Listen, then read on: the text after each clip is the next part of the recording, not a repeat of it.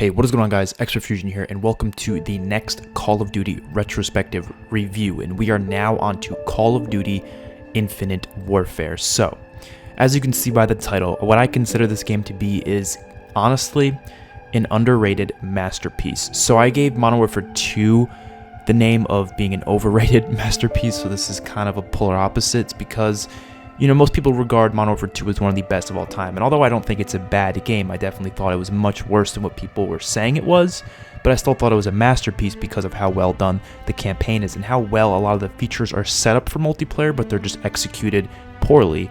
But this game, on the other hand, probably the most hated COD game of all time, and most of the people who hate on it honestly never even really gave it a chance other than maybe the multiplayer beta.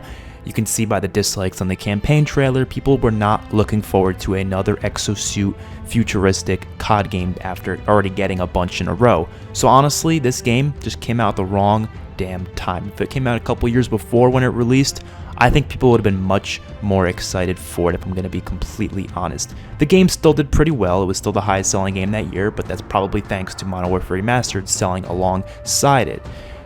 But if you gave this game a chance, you sat down, you played through the entire campaign, you played a decent amount of the multiplayer, gave all the maps a chance, gave some of the DLC a chance, played the zombies, played all those maps, chances are you don't hate this game. Now, there might be some who played through all of that and still hate it, but from my experiences, from who I've talked to, those who actually put effort and time into this game actually really love it and consider it to be insanely underrated. And now if you look back at the campaign trailer, you go down the comments, the more recent comments from the last couple years, everyone's going back saying they treated this game too harshly, especially after the recent Modern Warfare being disappointing in their opinion.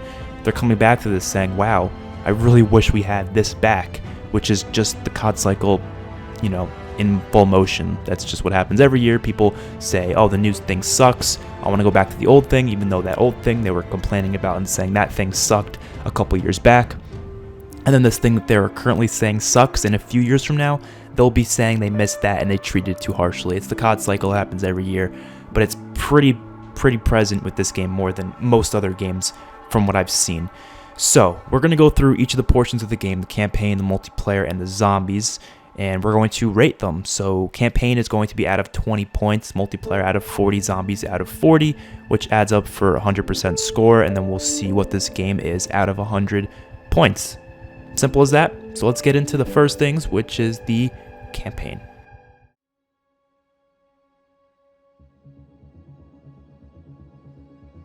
So Call of Duty Infinite Warfare's campaign was a goddamn masterpiece. There's just no other way of saying it. It's easily one of my favorite campaigns from the COD franchise, like even up there with some of the best ones like Modern Warfare 2, Modern Warfare 3, Black Ops 2. It's one of the best of all time. And I honestly didn't believe it. I didn't play it right away because I just didn't really feel like it. It didn't look all that great to me. I loved the zombies in this game, and I'm always going to play zombies no matter what. So I actually didn't play the campaign right away because it didn't look all that appealing to me. But I heard a lot of good things about it, so I went to it, and oh my god. I'll be honest, I teared up a little bit at the end of this campaign, I'll be honest, and I don't usually cry from COD games. I mean, it's COD, you know? Even, I'm not even kidding, even Soap's death didn't make me tear up. I mean, because I was much younger, I didn't have much of an understanding of what was going on the same way I do now.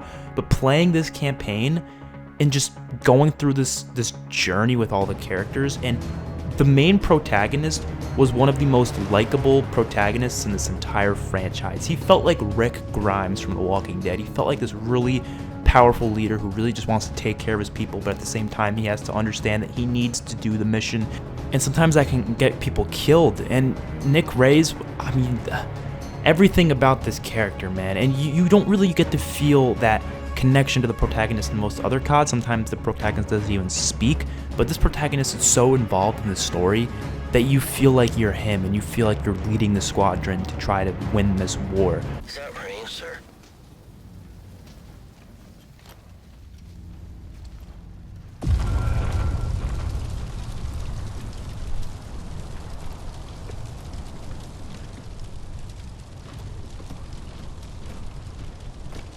Rest in peace, Cash. And most other games don't do that. Most other games don't even put you in a leadership position. Most other games usually put you in, like, you're just, you know, a rookie or something. You're just joining, you know, and now you're a part of this thing, and you have to work your way up. But now you're a guy who's literally leading a group of people, and you're like, you have to just go through all these missions and hope for the best. And it's a very, very sad story because in the end, obviously, not many people survive. And I feel like I love those type of stories. Sounds fucked up, but like I love those stories where people go in to do something and they succeed in the end, right? But it's a sacrifice and they end up dying in the end, just like a movie like Star Wars Rogue One. I really, really like those, especially when they develop the characters nicely throughout it, so when they die, you actually care. And they did that perfectly. I mean, Ethan, even the smaller guys like Griff, who you only see every now and then when you're going to pick up your weapon, but they add in these really realistic lines of dialogue that make you care for these people, and you start to realize, if they died, I would be kind of sad. We're revealing him at the ceremony today. You know I got stage fright, right, sir? You got feelings, Ethan? I do, Lieutenant. I do. I carry the brain of a human farmer. Holy shit, are you serious? No, ma'am, not at all. He got you, Lieutenant. Did not. This game didn't need a sequel. I only wanted a sequel just for the sake of zombies, but honestly, they could have done that sequel without. But fortunately, they didn't. But this campaign didn't need a sequel. There really wouldn't be a good sequel to it because almost everyone died, other than obviously Salter, which, by the way, a great side companion. I'm alright.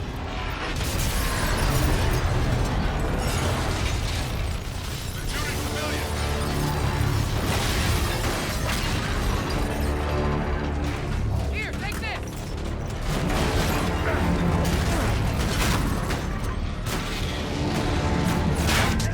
Get up. We gotta go. You got the side companions throughout the franchise. They're usually the more iconic characters, like Price, Mason, and although Salter was great, I feel like Nick Reyes, you were just more invested in him, even though you were playing as him. In most games, you aren't more invested in the person you're playing as, you're more invested in the person you're playing next to, which is just very different, and I absolutely love that. The game's graphics are incredible, the cutscenes look amazing, I love the space setting. I mean, it's futuristic, but it isn't the same as Black Ops 3 or Advanced Warfare because they go into the space, and we get to go to different planets like Mars, you go to the moon, you go to Pluto, you go to this like asteroid belt near the sun, all these really awesome locations that just add for some unique setting that we haven't seen in COD before. The universe is very unique and interesting. The Settlement Defense Front is actually a pretty great villainous team, honestly. I really enjoyed it. I enjoyed the acting between these different characters and the villain himself. Although you didn't get some badass final scene against the villain like you normally do in most of these games, you didn't really need it. That would have been kind of forced, and it kind of felt fine to me. The one thing I love about this game the most is probably the fact that it takes you on the journey the whole way through. There's not one point where it skips forward and you like miss out on something. Like most COD campaigns, you do a mission, then you move on to the next mission and the next mission, and you cut through them between cutscenes, and they're usually like just normal cutscenes. This game actually makes you go through everything. You have to go to the landing ship and take the ship somewhere. You have to go here, you have to go there, and it takes you on the mission so it feels like a cohesive movie aside from just being like a bunch of campaign missions. Now, it doesn't feel like missions anymore. Half the time, you don't even know whether or not the mission ended or not. You're just going on to the next part right away, which I actually like. And there's also some optional missions. You don't have to do them, but you can. And those are just fun little things that you can do, kind of like Spec Ops missions. They're just there for fun. And I did them, and they were fun, but, you know, they weren't necessary. I enjoy how the campaign had leaning. Just the pacing and the flow of everything felt like a movie. The character AI is pretty funny and kind of fun to mess around with. That's so creepy. What the hell? Oh my god. Stop staring at me. Stop it. Stop it. And I just love the journey this movie, I just called it a movie because it feels like a damn movie. Love the journey that this game takes you on from start to finish. It's a well done story with good characters, with good plot. It's great, but there are some negatives, and the negatives don't come from the story. The negatives, well, actually one negative does. The main negatives though come from the gameplay. I don't love the gameplay, I really don't. I feel like sometimes it can be kind of repetitive, sometimes, not all the time. Sometimes you just get so lost in the atmosphere and the story that you don't even mind the gameplay, but sometimes it can feel really repetitive. Certain enemies just don't feel, it's not like you're not enjoying yourself. If you there's a couple missions here and there where there's like no story behind it and nothing crazy's happening and you're just shooting people, and it gets really repetitive. Even the space battles get kind of repetitive too. There's not really much difference in the gameplay flow. So that's probably one of my only complaints about this whole campaign. Another thing is Ray's motives towards the ending mission were a little confusing to me. I don't know if someone can explain them, but personally I saw this as a bit of a plot hole. The whole time he was saying, okay, I can't leave people behind, you know what I mean? And then at the end, all of a sudden, he finally realizes that we may not all be able to make it back home. And he tells everyone that no one's going home, which I thought was great for character development. But then next thing you know, he's trying to make sure Ethan lives, and he's trying to make sure everyone... Well, if you just said no one's going home, if you're sure everyone's going to die, why are you all of a sudden worrying about Ethan living, and you don't want him to kill himself for the mission? But you were literally just saying you accepted the fact that you have to do that for the mission. I don't know, that was all a little off to me, but that's like the only story point that I felt was a little weird. Everything else, nearly perfect. So I'm going to give this campaign an 18 out of 20, and 18 out of 20 is a pretty damn good score. That's a 90%. I think the gameplay is what drops it down a little bit. It would be a lot better if maybe the gameplay was a little bit more fast-paced, a little bit more enjoyable. Maybe if they had more story elements put into certain missions, because some missions, like I said, can feel kind of bland. But that's not all the missions. Most of the missions are fun as hell because of where the atmosphere takes you and where the story takes you and the dialogue. It really immerses you in this world, and I really appreciate that. So campaign gets an 18 out of 20, and let's move on to the multiplayer.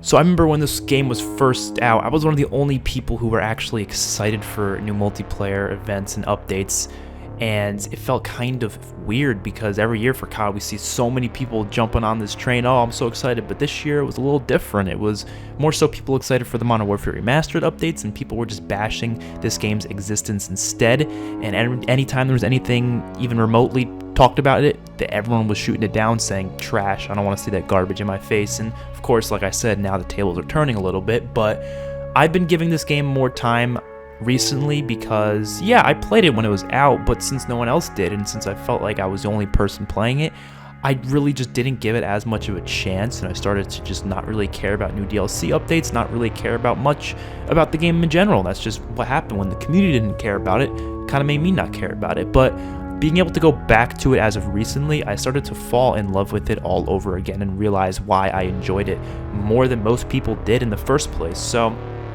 yes, this game is very similar to Black Ops 3 in many different ways, but why is that such a bad thing? Black Ops 3's gameplay was some of the smoothest gameplay in COD history, and Infinite Warfare pretty much has a very, very similar set of gameplay fluidity, and I love that.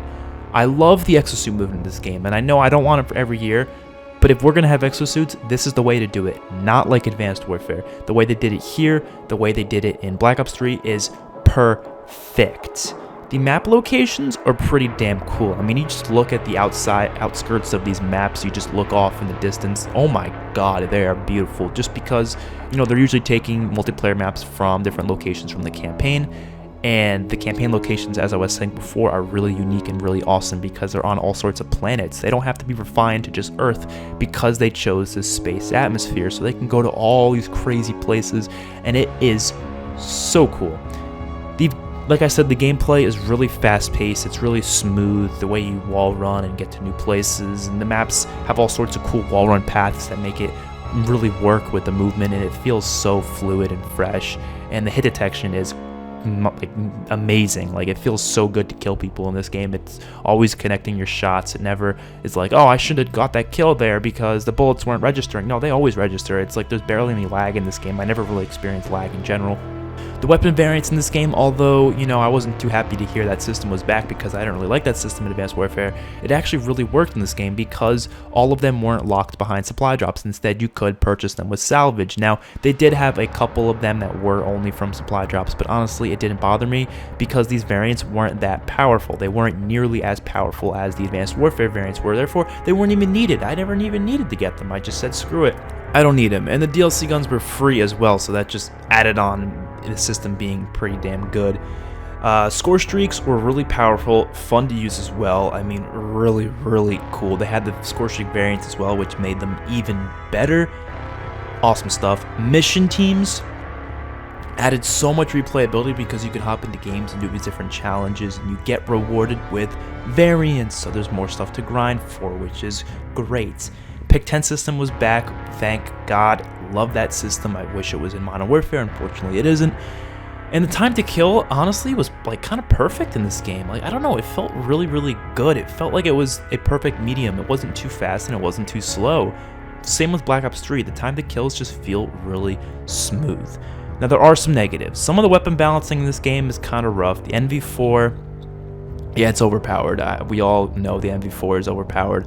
The maps, although the locations are cool, and some of the maps are really, really good, a lot of them do feel very similar to one another because their layouts are so similar. They're all very linear, and that's not a bad thing necessarily, but when you do that for every single map, it does make the maps feel less different from one another, so you start to forget the map names. None of them feel unique, you know what I mean? And that is kind of an issue, but the maps do play fine. I don't think there's many bad maps in this game at all. The rig system, which was like the specialist system in this game, I didn't hate it, but I didn't really love it either. It was another thing like BO3 where, take it or leave it really, it doesn't ruin the game for me, but sometimes it can get kind of annoying to die by some of those specialists. It can be, but it's not game breaking. It's not like, oh, it ruins my experience. It's like every now and then you'll get killed by a specialist and you'll be like, come on now. But the rigs were kind of cool. Some of them looked kind of cool.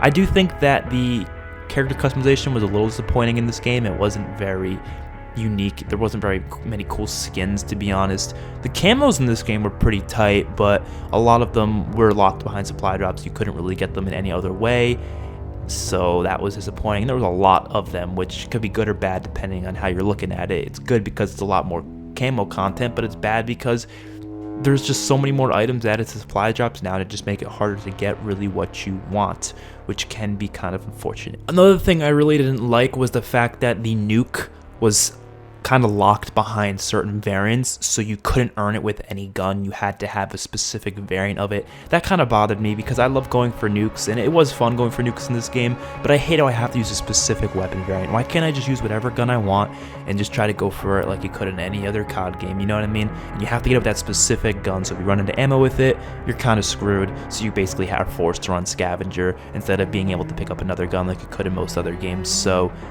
I wasn't a big fan of how the nuke worked in this game, but it was pretty fun to call it in, and it was pretty easy to get as well because this game definitely did not have any skill-based matchmaking, which is a massive positive because you get into lobbies with the shittiest of kids all day long, which is a ton of fun. So as a whole, Infinite Warfare's multiplayer is pretty damn great, but it's not perfect. There are some things holding it back.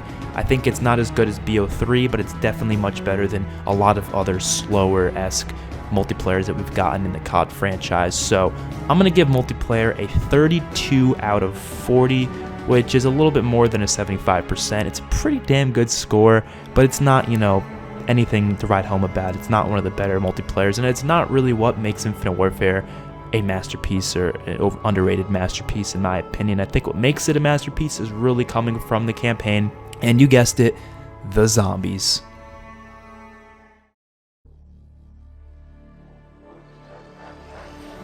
And talk about underrated. Oh my god, this is easily the most underrated zombies game of all time.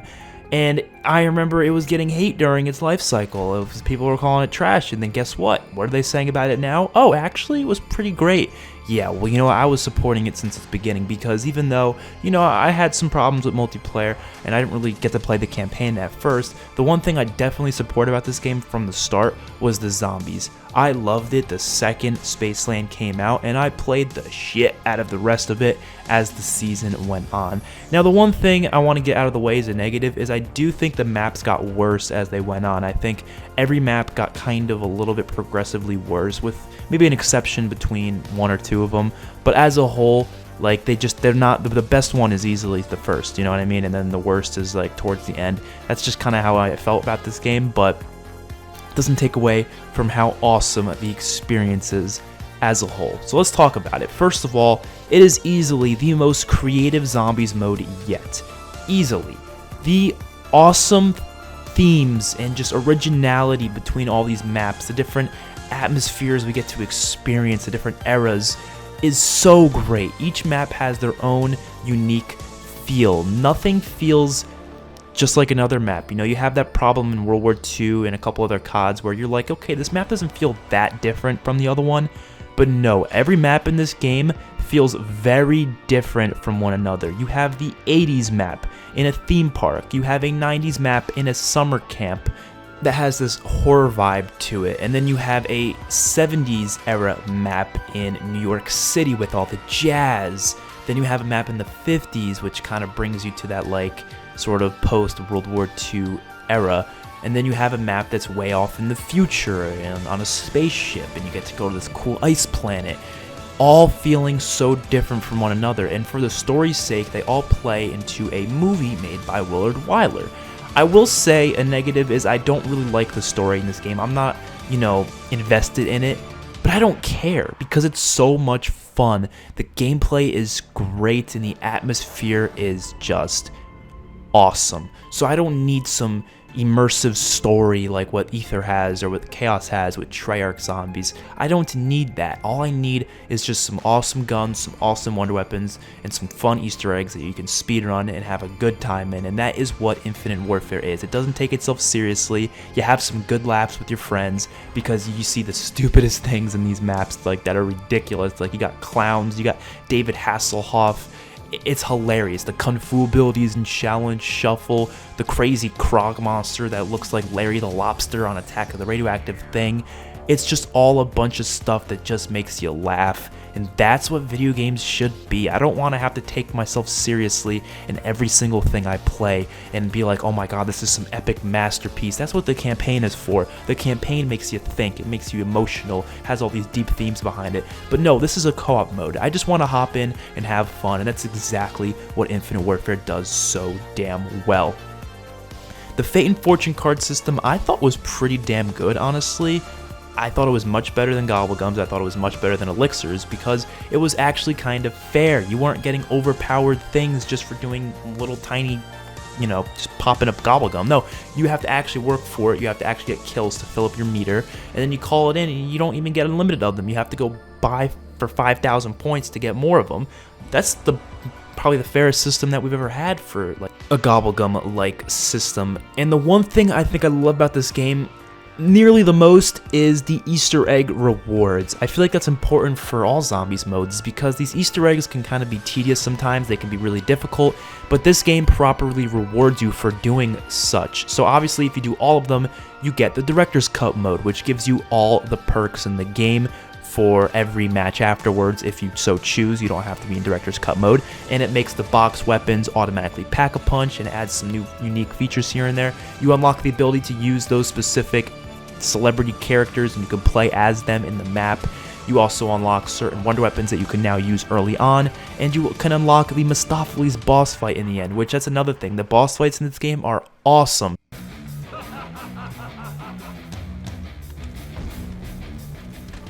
And they even have a game mode called Boss Battles, which allows you to hop in these boss fights right off the bat without having to do the Easter egg, so you can practice them or you can just play them if you don't feel like doing the Easter egg. All of these things, all of these features are very, very consumer friendly. They're very, very consumer friendly because they let us do things that we've always wanted to do in Treyarch, but they just never let us. Imagine BO3 having a boss battles mode. Imagine BO3 actually giving you proper rewards for completing these quests. Imagine BO3 not taking itself so damn seriously. I love BO3 Zombies. It's my favorite zombies mode, but I would just like for some of these awesome features from Infinite Warfare be in these other zombie games because the features just make for such a convenient system that makes me just want to hop on and never stop playing this damn game. I love all the maps in this game. I don't really hate any of them. I think Attack of the Radioactive Thing and Beast from Beyond are the weakest of all of them, but I don't think they're terrible maps. I think they have positives to them. Challenge Shuffle is katana, just hop in there, get the katana, and you're having a field day. Raven the Redwoods with the crossbows is really awesome, and Spaceland is one of the best maps of all damn time. No cap at all. The only negatives I have, other than the story, would have to be the zombie collision can be kind of bad. If the zombies were kind of more similar to the AI in BO3, I think this would be much, much better because there's a lot of times where you're training zombies in this game and you just get trapped in between some really damn glitchy zombies, and that's never a fun time at all. But as a whole, I really don't think this game deserves nearly the amount of hate that it gets. Therefore, I'm going to be giving Infinite Warfare Zombies a 35 out of 40 score, which is pretty damn good. Definitely. I mean, you look at the other games, and the most other games of zombies I've been giving recent scores around the same amount, just a little bit higher for BO2, BO3. They're not that much different. So yes, I'm a big fan of Infinite Warfare Zombies. I always will be, honestly. I always love to go back to it. I really wanted to see some sort of a sequel to it, but unfortunately we never will. So let's get into the final verdict. So when we put all the scores together, Infinite Warfare is going to get an 85 out of 100, which is an 85%, which so far, out of all of retrospective reviews, that makes this the 4th best game, which makes sense because in my ranking of every COD video, which if you guys haven't seen that, go check that out. I uploaded it about in January. Infinite Warfare was my number 4th place, so it does make sense as to why this is the 4th best out of this ranking. You know what I mean? It just makes sense. But I think this game as a whole was definitely completely underrated, and I really think if you haven't tried it out, you should go try it out. Honestly, it's probably not that expensive anymore. The campaign is worth it alone, and then you get the zombies experiences on top of it. You don't even need the multiplayer, because you're probably not going to find many lobbies in multiplayer. I still can, but only for really team deathmatch and the occasional domination match. But you don't even need it for multiplayer, because where this game shines the most is from its campaign and the zombies, which is honestly a polar opposite to the next game we will be doing, which is Call of Duty World War II, where my feelings are almost opposite compared to this game, because that game has a fantastic multiplayer, but the zombies and campaign are significantly lacking, which you'll see my opinions on World War II. We're going to probably be doing that within a month from now. I usually like to do these once every other couple months because it does take me time to replay the campaign, replay the zombies maps, replay the multiplayer, reacquaint myself with the game, and kind of put together a list, and then obviously put together this video itself. So hopefully you all enjoyed. Let me know what you think about Infinite Warfare in the comment section below, and I'll see you all in my next one. Peace out.